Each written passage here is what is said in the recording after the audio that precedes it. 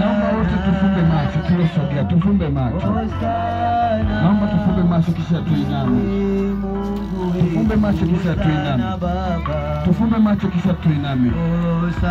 Tufumbe macho kisha tuiname. Kama maneno najua yanakuhusu wewe, naomba unyoshe mkono hivi. Hakuna wewe kuona. Kama unajua wewe ndio mhusika wa haya maneno, naomba unyoshe mkono hivi. Kama unajua kwamba huu ujumbe umekuja kwa ajili yako, naomba unyoshe mkono hivi. Kama unajua ujumbe ni wako, kwamba umekuwa ukitenda matendo yasiyostahili mbele za Mungu, nyosha tu mkono hivi. Nyosha mkono, usiogope, usimwonee mtu haya. Usiogope, nyosha mkono hivi. Kama unajua umekuwa ukienda katika njia zisizostahili, nyosha mkono hivi.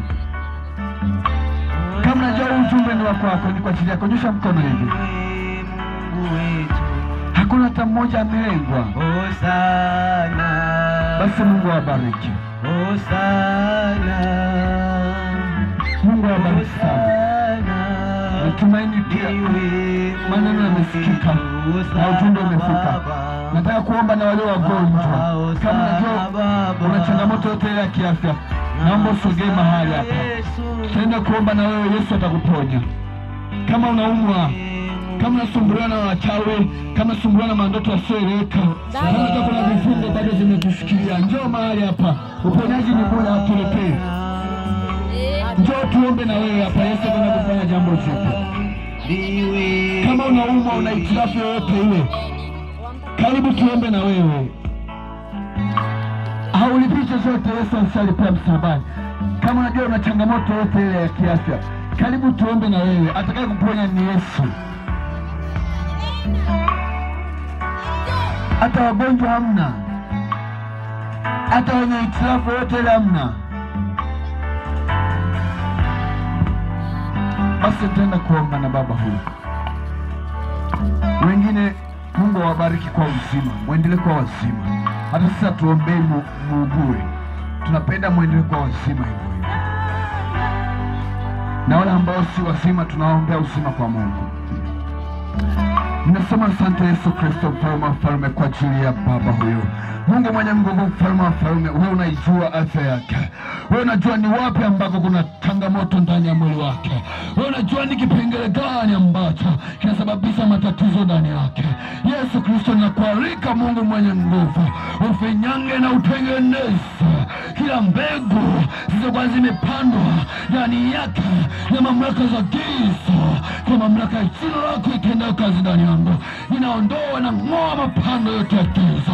Ninaimarisha afya yake, ninaimarisha mwili wake, ninaondoa mapando yote ya magonjwa, mapando yote ya misemo, mapando yote ya uchawi, mapando yote yasiyotokana na wewe.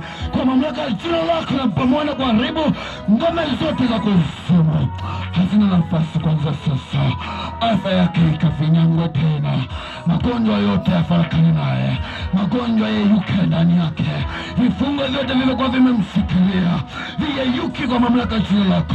Yenye magonjwa mliokuwa mkimsumbua, mkisababisha hitilafu ndani ya mwili wake, ninaamuru kwa mamlaka jina la Yesu, hamna nafasi tena kuishi ndani yake, hamna nafasi tena kuishi ndani yake.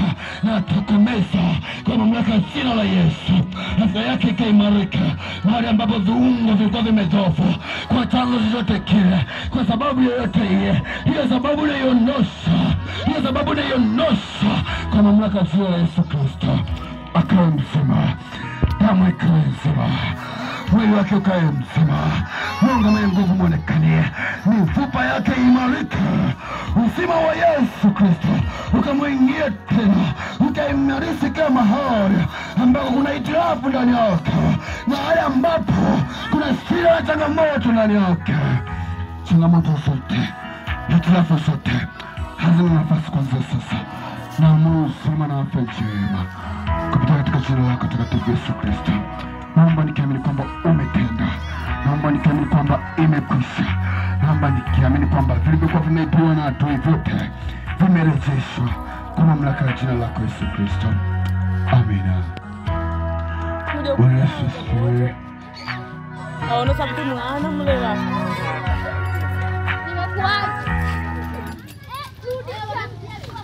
Nasema asante Yesu Kristo, mfalme wa falme, kwa ajili ya mtoto huyu Bwana.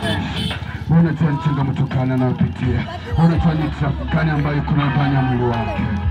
Yesu Kristo mfalme wa falme, naomba ushughulikie mahali ambapo kuna shida na changamoto ndani yake.